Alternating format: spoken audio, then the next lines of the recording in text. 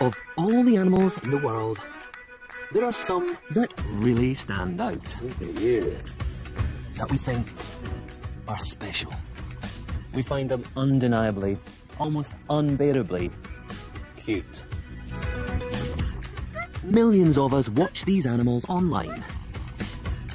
But behind every feature we love so much, that big round head, surprising sounds, super cool, or those wide eyes, is a secret survival strategy. I'm Gordon Buchanan. I've filmed our favourite animals all over the world. Now, I want to discover the hidden biology of these animal superstars. Why this sweet face hides a deadly secret. Why hummingbirds snore. And penguins waddle. Behind every appealing animal is an incredible story. And I'm going to reveal their secrets.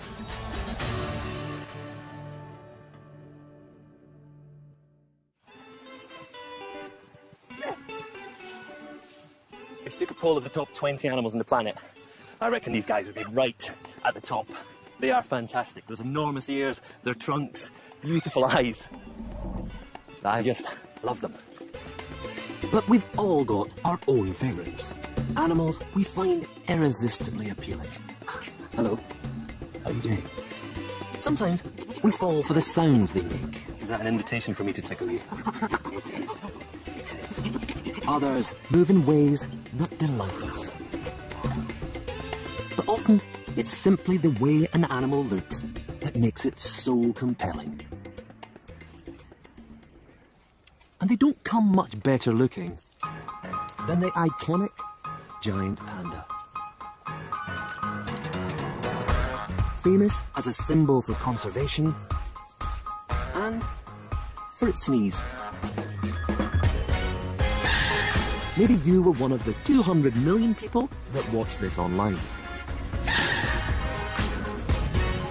Our monochrome love affair began in the 1970s, when China gave the first pandas to the Smithsonian Zoo. And just last year, their newest baby had over 2 million visitors, all desperate to get a glimpse. I've come to meet the little crowd pleaser. Hello, Bobo. You really are the most adorable panda in the world. Pandas really have to be one of the most recognisable animals on the planet, and arguably one of the best loved. They are an extraordinarily good-looking animal. Now, pandas aren't the biggest of bears. If you want overall size, you have to look at brown bears or polar bears. But look at the size of that head. It is much bigger, much rounder than that of any other bear. And it's that beautiful big face that really stops them looking like a predator. Makes them look less threatening. When you look into the face of a panda, you don't feel any threat at all.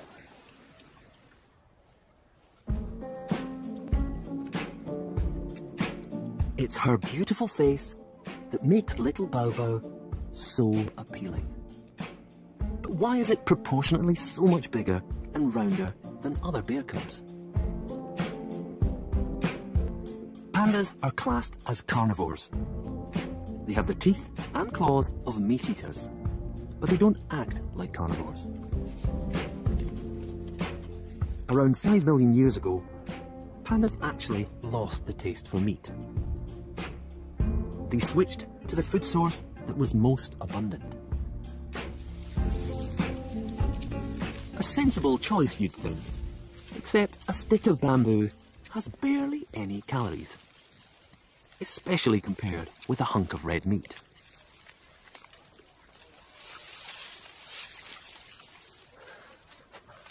So the panda is a carnivore that has gone vegetarian, and it has chosen one of the toughest food sources around. This stuff, bamboo. They don't just eat these nice leaves, which, to me, pretty unappetizing. They will grind and pulverize even the thickest stems. Oh my goodness. You get into this stuff, look at all those splinters.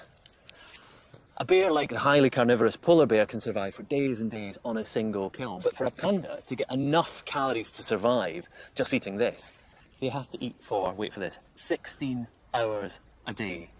Breakfast, lunch and dinner is bamboo. So to cope with the challenges of a bamboo diet, the panda's body has had to change, adapt and evolve to deal with it. Their stomach lining has grown thicker to deal with all those splinters. But it's the skull that has changed most dramatically. Just looking at this skull, you can see that it's unlike the skull of any other bear.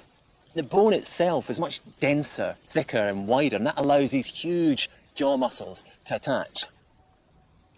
This gives the panda a stronger bite force than a polar bear. And it's this bamboo diet that has created this massive head. A massive head that has such an extraordinary appeal for us. The irony is, when covered with fur, this mass of muscle and bone looks like a teddy bear. And Baobao's markings only make her more appealing.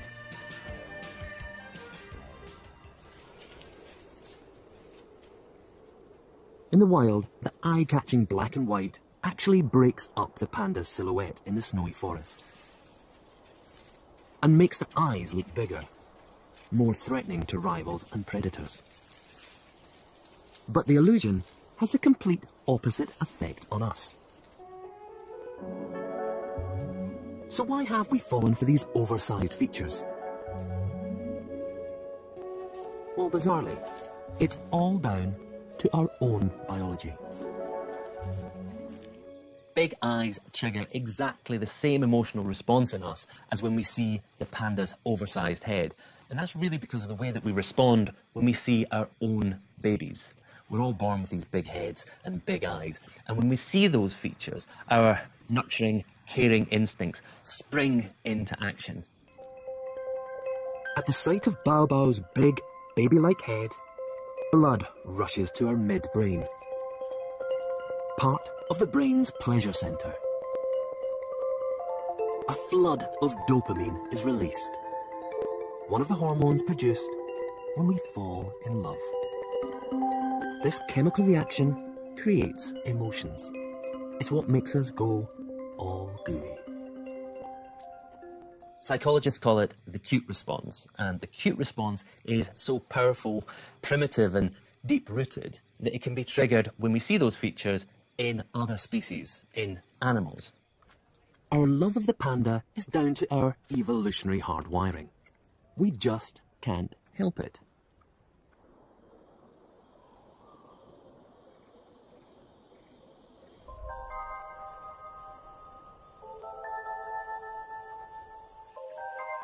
The power of the cute response was perfectly demonstrated a few years ago, when a funny little creature grabbed global attention. But I warn you, it's not as sweet a story as it seems. A video of a ticklish slow loris took the internet by storm. 6 million hits. We couldn't get enough of this wide-eyed little gremlin.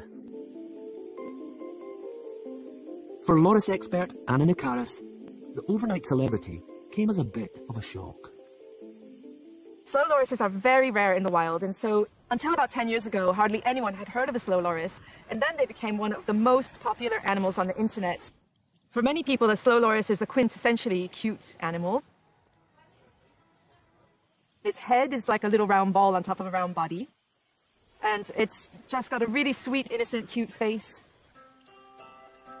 But like the panda, it's the loris's biggest feature that makes it so appealing.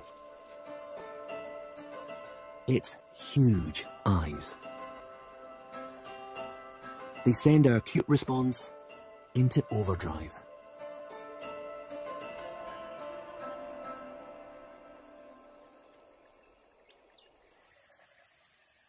But it's in the wild that the true purpose of those incredible eyes and the dark side of the sweet little loris is revealed. Lorises are nocturnal. In the dark, their huge pupils dilate wide. This allows all available light to pass straight into the eye. It gives them excellent vision, even in the faintest of starlight, which they use to stalk and catch prey.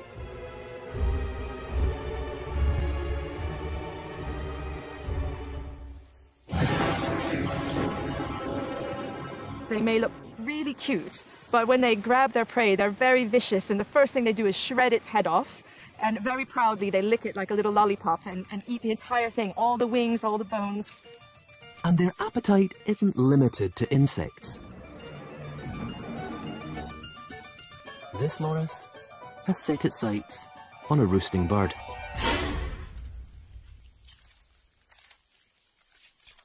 If that isn't enough to put you off your dinner, they have an even more unsavoury skill. What strikes one most if you see a slow loris is that they have a long back with a dark stripe. And when they climb, they move like a snake. Their spine moves in an S shape. And if you try to catch one, they hiss at you just like a snake. They raise their arms above their head and they form a hood above their head like a cobra. Because the internet cutie is the world's only venomous primate. Lorises secrete an oil from their elbow, which, when mixed with their saliva, creates a deadly cocktail. We know people who've lost half a limb, who've lost fingers, people who've nearly died, and people who have died from their bite. So it's an animal you don't want to mess with, despite the fact it looks so appealing. So probably best not to tickle one then. In the case of the slow loris, our instinctive cute response is actually misleading us. We see those big eyes, we imagine the loris is completely harmless, we want to care for it, we even want to own one as a pet. And clearly, as the world's only venomous primate, it's not the best animal to have around the house. It's illegal to buy lorises, but the demand is so high caused by these videos that lorises have become extinct in many of their jungle habitats. It's a cautionary tale that cute can be a curse.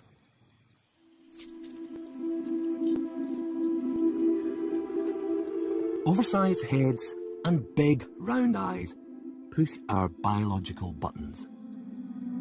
But the power of the cute response doesn't stop there.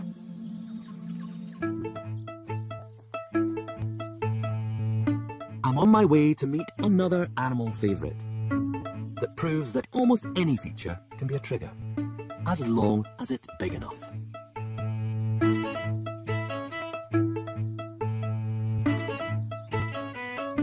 This is a fennec, smallest member of the fox family, weighing less than a bag of sugar. But it's not its size that's made the fennec famous. Those are. This little guy has the largest ear-to-body ratio of any carnivore. Have a look at those ears. They are phenomenal, completely oversized. Don't get me wrong, I'm a big fan of all foxes, but those ears really are extra special. Hello, how you doing? You see as he's standing there, the ears are constantly rotating, twitching, just drinking up every single sound. He's showing off his specialist skill. And fennec foxes are incredibly sweet looking, but they're also a very efficient hunter. And those ears are the tools of their trade.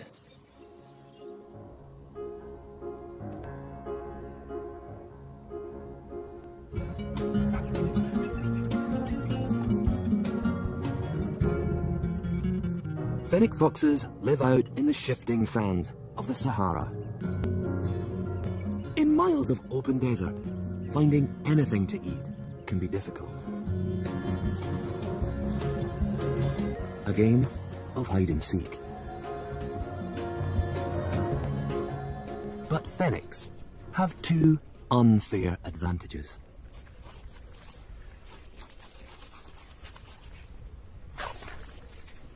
Those huge ears act like amplifiers. They gather all the sound and channel it towards the inner ear.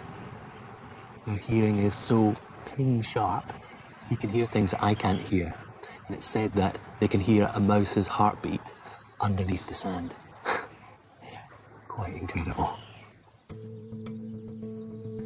Okay, perhaps you might expect excellent hearing from a set of ears that big. But they have another, even more specialised role. It's not unusual for the temperature to reach 50 degrees in the Sahara. Too hot for most small mammals.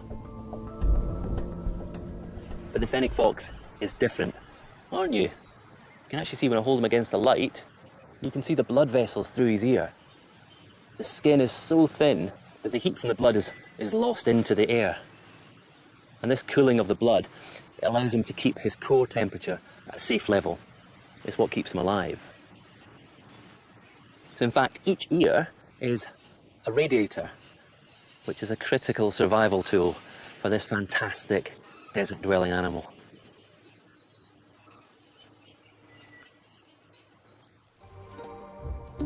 Facial features are clearly a key factor in deciding which animals we find cuter than others. But there's one last physical attribute that tops them all. An animal can have the biggest eyes, roundest face, but if it's not furry, then forget it. The word fluffy gets over 20,000 hits on search engines every week. The furrier the animal, the better. Which brings me to America's west coast. We associate fur with comfort, softness and warmth, and it's no surprise really that the animals with most fur live in cold places. So why then am I here in California? Well, the answer to that is that the furriest animal on the planet lives just out there.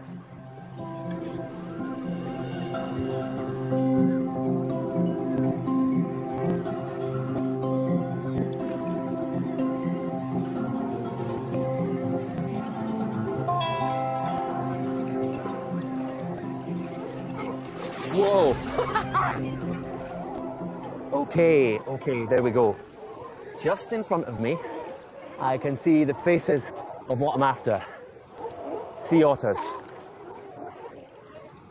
They have to be the most charming animal on the water. I mean, just look at them. That lovely round face, long whiskers. That one's looking a bit slick with all the water. So there's another one that's fluffing itself up a bit. I've got round about 5 million hairs on my body. A sea otter has up to 800 million hairs on its body. That's round about 1 million hairs per every square inch. That is an astonishing amount of hair, and that's what makes sea otters the furriest animal on the planet.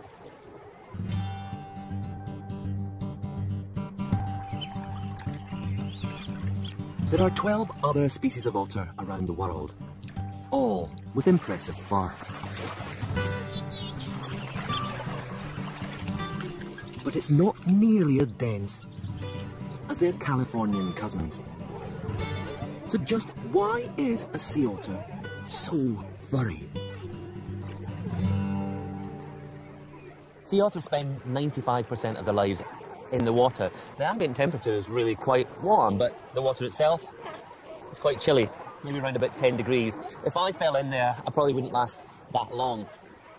Other sea creatures like sea lions, walruses, they've got blubber. It's this thermal layer that protects their bodies. Sea otters don't have the luxury of blubber, but what they do have is fur. Lots and lots of fur. What we see are the long, tough guard hairs. They provide a barrier, but aren't completely waterproof.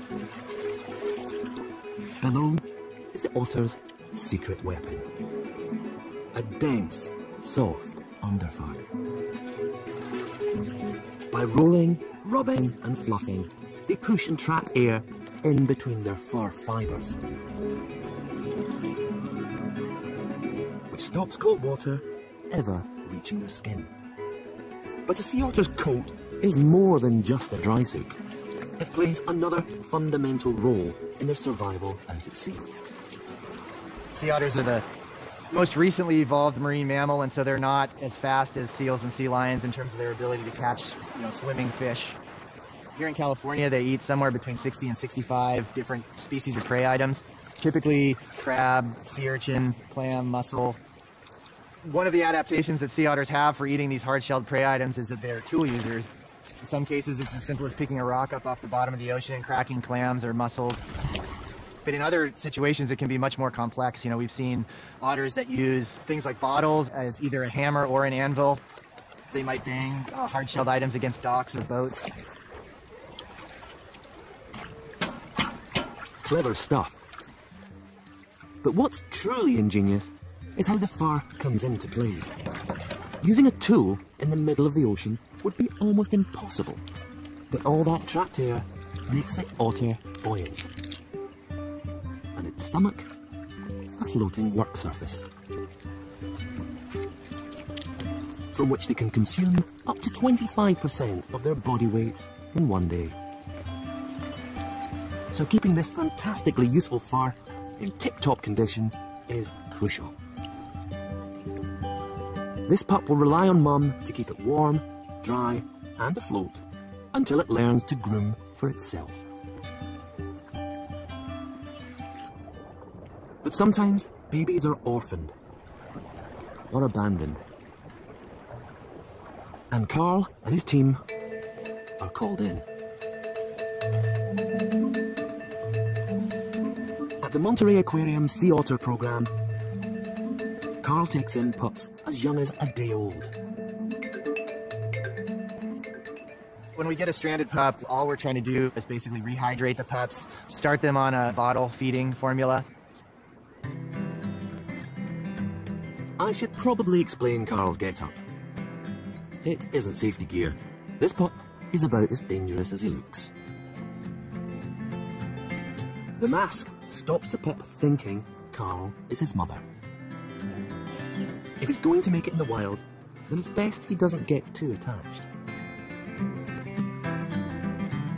To mimic the care that a pup would get from mum, Carl and his team run an otter salon. We start out with big, broad towels to essentially absorb most of the water. And once the fur is sufficiently dry, we'll start incorporating brushes. The brushes then allow us to separate the fur and get the airflow down into the underfur. It might take 10 or 15 minutes at a time. That would be one grooming session. And we're doing this continuously throughout a 24-hour period with the pups. It's a tough job, Carl, but someone's got to do it. Their fur is so dense that they essentially float like little corks at the surface of the water, and the water itself is not actually contacting the skin.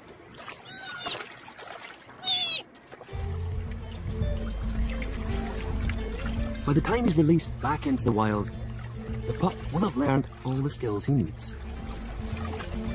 And his incredible fur will help him survive life as a wild otter out in the bay. For the panda, loris, fennec and sea otter, supersized features are vital. They will allow them to live in very different and challenging environments, to find food and keep their body temperatures in check. But appeal isn't always just about looks. Sometimes it's the way an animal behaves that makes it a favourite. Elephants don't have big forward-facing eyes. They're not furry. They're hairy, but not fluffy. And I'd argue with anyone that says this isn't cute. So something else is going on here. Something else is triggering the cute response.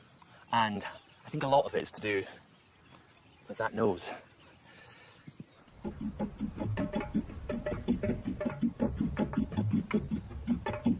Like any newborn, the first few months of an elephant's life are a steep learning curve. Walking is tricky enough. But the extra appendage is even harder to get the hang of. Elephants are born with short, stubby trunks, but they elongate rapidly over the first few weeks. Mastering the movement can be a minefield.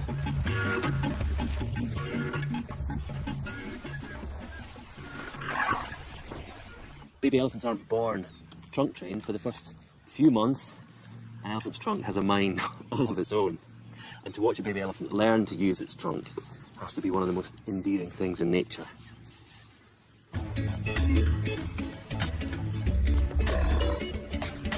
So why is a trunk so hard to get to grips with?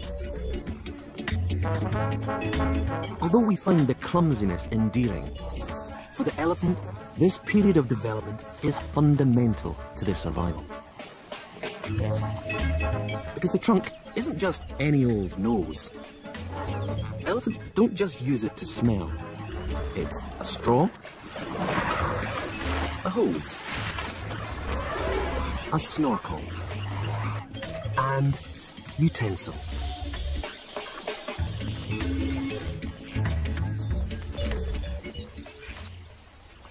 While almost every other limb in the animal kingdom uses muscle and bone together to create fine movement, an elephant's trunk is different. It has no bones. Instead, muscles alone have to stretch, contract, work with and against each other. It's called a muscular hydrostat. Your tongue is another example. Tongues use 8 muscles. But for a trunk to perform all the tasks an elephant needs, well, it takes just a few more. I've got just short of 650 muscles in my entire body. An elephant, in its trunk alone, has up to 40,000 different muscles. And it has to use each of those muscles in different combinations for different tasks. It makes learning to ride a bike look really rather easy. Getting the muscle combination right is all about trial and error. It takes practice to master the movement of the most complex and useful nose on the planet.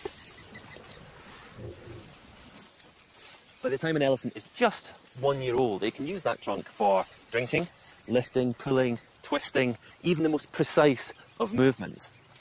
So they're really not such slow learners after all. The way an animal moves can be just as appealing as how it looks. Our emotional response is amplified when it's a young animal learning how to get this movement just right.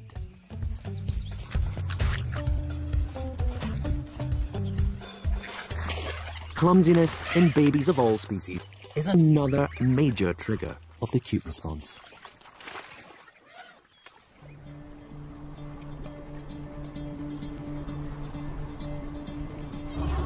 Which probably explains why we love penguins.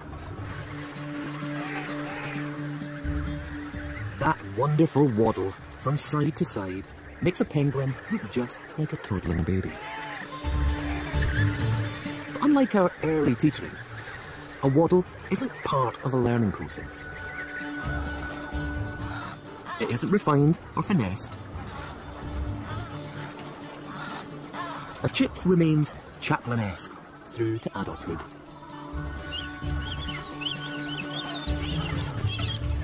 Most animals have evolved to get themselves from A to B efficiently. So why do penguins resort to waddling? Well, although they breed and bring up their chicks on land, most of their lives are spent in the ocean.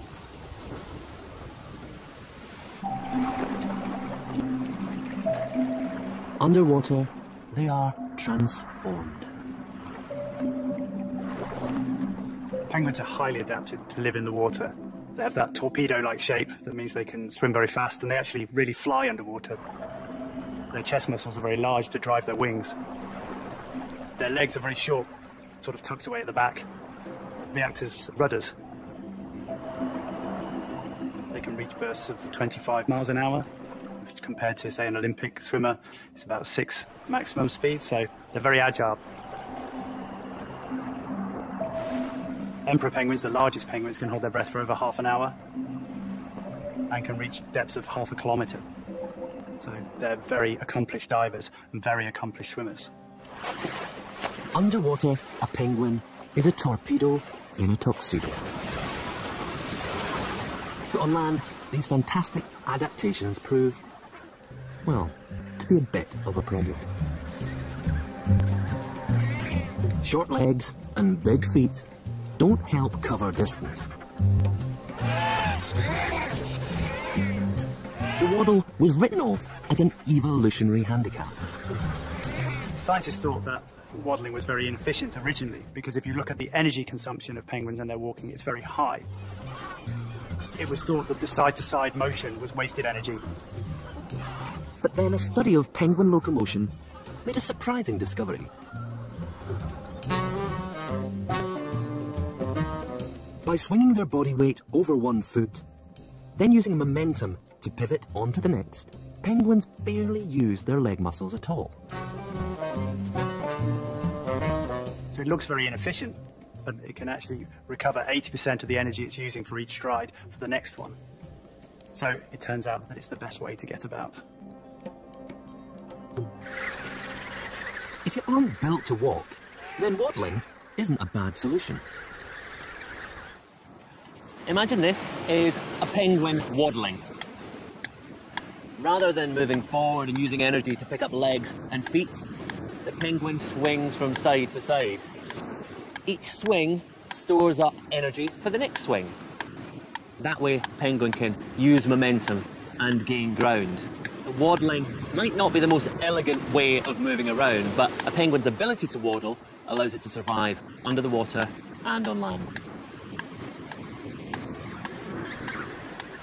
And penguins aren't the only animal whose iconic movement hides a surprising secret.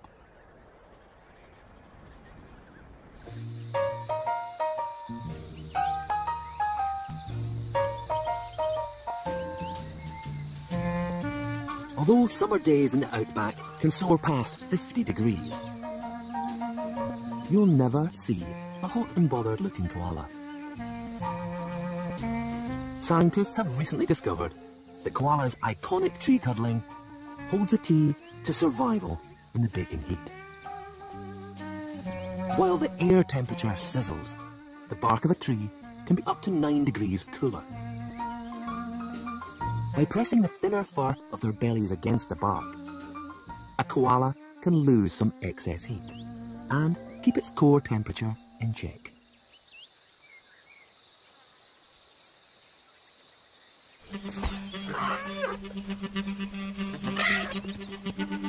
We find weird and wonderful movements incredibly appealing.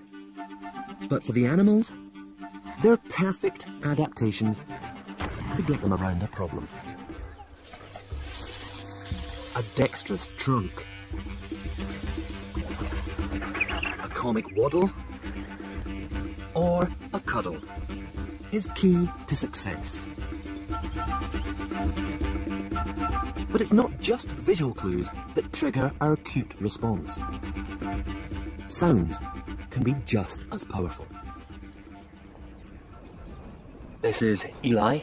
He's a 5-year-old chimpanzee. And it is incredibly easy to see why our species has such a strong affinity for his species. I mean, look, we could be brothers.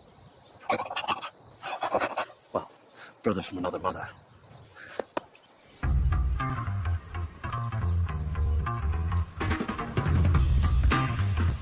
The mannerisms and expressions of apes make them a firm favourite.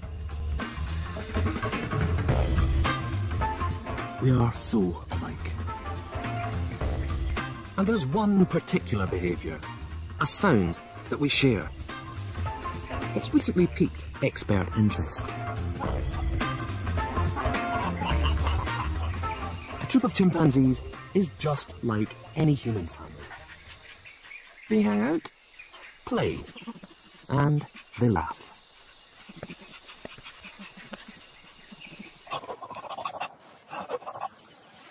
Eli is still a child, and like any child, he shows his enjoyment and his personality through laughter. You tickly. You tickly. You are. If you get the right spot, he really, really enjoys it. Look at you. Look at that face. That's good. I've got you. See? It's really infectious. You see Eli laughing and it makes you want to laugh.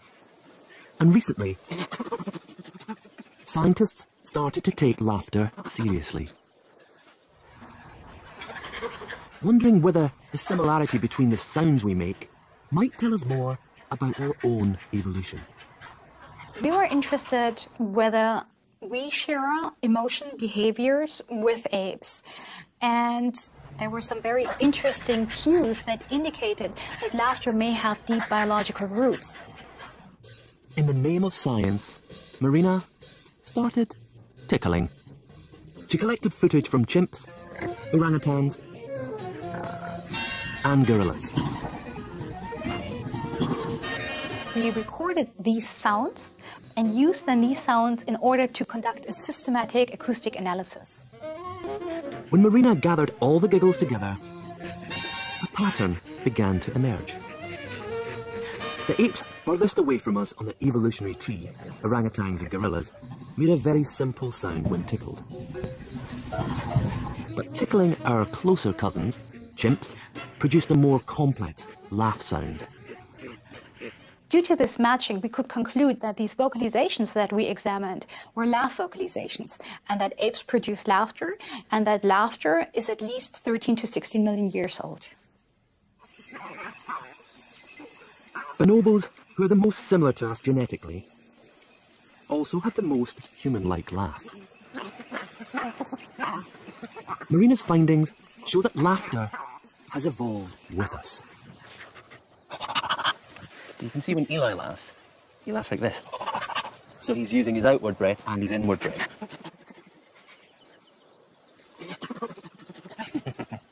You see what's happening? When I laugh, it's on the outward breath. And that's something that we do subconsciously, but it's because we can control our breathing, and it's our human ability to control our breathing that has led us to develop speech. So isn't it fantastic to think that we might have laughter to thank for that? You agree? It is fantastic. We find a chimp's laughter so appealing because we recognize it. It's a sound we associate with pleasure. But sometimes more unexpected sounds grab our attention. Like this desert rain frog, squeaking viral sensation. 11 million hits and counting. It sounds like a dog toy. But actually, this is a sonorous war cry of a very angry frog. Ferocious. And there's another animal who became an internet celebrity by making an even more surprising sound. A scientist in Peru captured this, escaping from the tiny body of a sleeping hummingbird. A high-pitched but unmistakable snore. Hummingbirds are loved for their beauty and speed, but this one was behaving a little bit like a human. The perfect cute response trigger. But was the online fame deserved? Is this bird really snoring?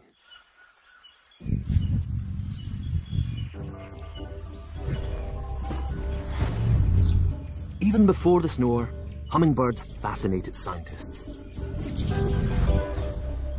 From the day I first laid eyes on them, they appeal to me because they are just such unique creatures. They are the only true species of bird that actually can hover for sustained amounts of time. The smallest species will flap their wings about 60 times a second. Try to move your arm that fast, it's pretty difficult. The smallest hummingbirds weigh as little as 2 grams, which is less than a paperclip. This rapid movement is a lot to ask for such a tiny body. It uses up so much energy that a hummingbird needs to feed almost constantly.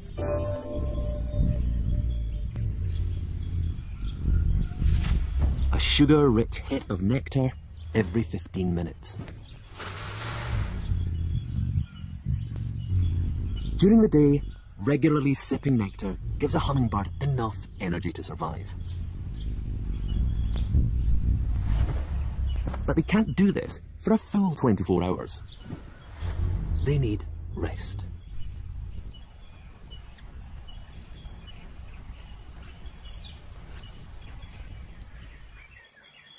The sun's about to set and fairly soon I'm going to want to go to sleep. That's not a problem because through today I've taken on board more than enough calories to see me through the night. But a hummingbird has to feed every 30 minutes or so, even when it's not flying. To sleep through the night without feeding could be incredibly dangerous. So the hummingbird is left with one drastic option, and that is to shut down entirely. Their heart rate drops from 1,000 beats a minute to just 50. Their breathing becomes almost non-existent, using just enough energy to stay alive. It's called torpor, and scientists like Dawn are only now beginning to understand it. Most of what we know about torpor has been learned in the laboratory. We take a hummingbird and we will put it in what we call a metabolism chamber.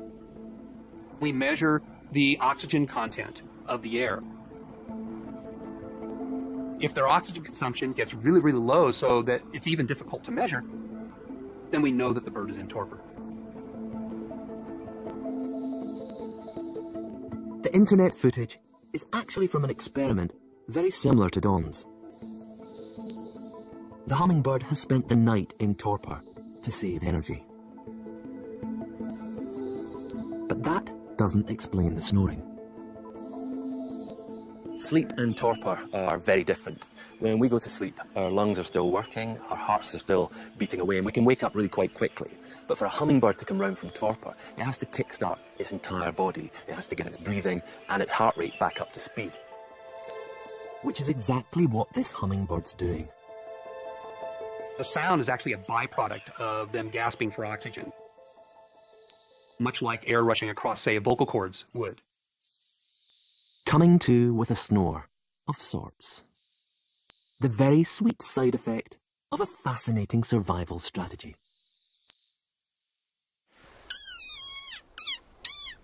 We associate high-frequency sounds with surprise, comedy. And coming from such unexpected animals, they're pretty funny.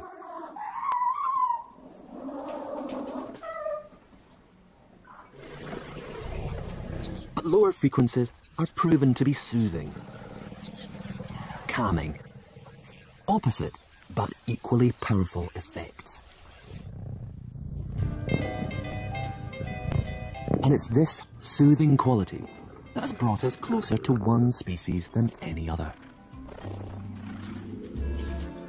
This is an animal that we have an especially close relationship with.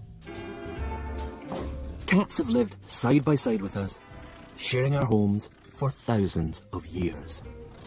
There are an estimated 200 million pet cats worldwide, and over 2 million internet cat videos. I think it's fair to say we're obsessed. They tick all the boxes. Big, forward-facing eyes, furry, elegant movement. But the greatest appeal lies in the noise they make.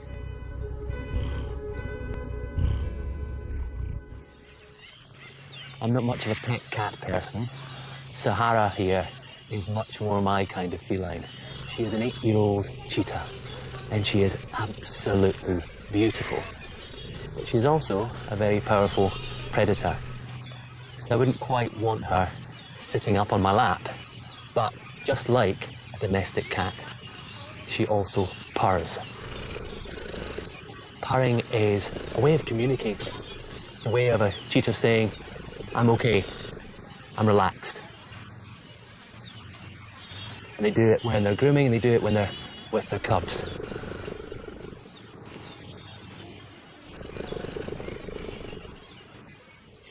Many cat species purr. Cheetah to moggy. It's made when the muscles in the throat contract and relax, making air vibrate past the voice box. A purring cat is a happy cat, but they'll also purr when injured or unwell. And this is where it gets interesting, because purring uses energy. And why would a poorly cat waste precious resources? Her purr really is incredible. You can't just hear it, you can actually feel it thrumming and vibrating through her whole body. And new research has suggested that purring might have some hidden health benefits. The frequency of the purr is very similar to the sound waves that doctors use to help repair muscle and bone. So, while she's resting, she could very well be giving her body a once-over. It's restoration.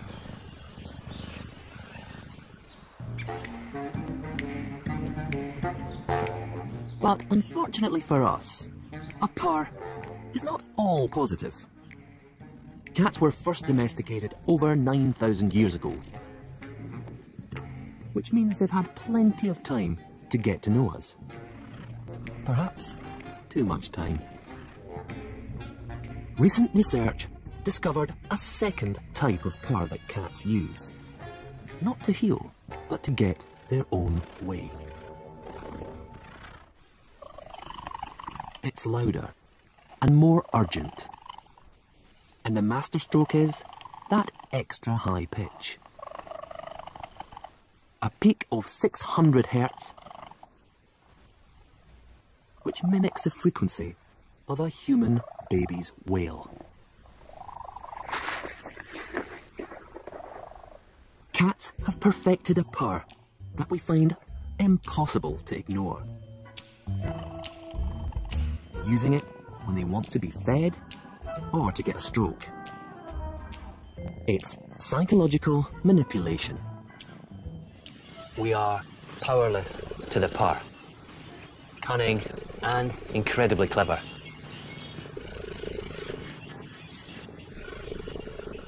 Whether it's a soothing purr, a massive head,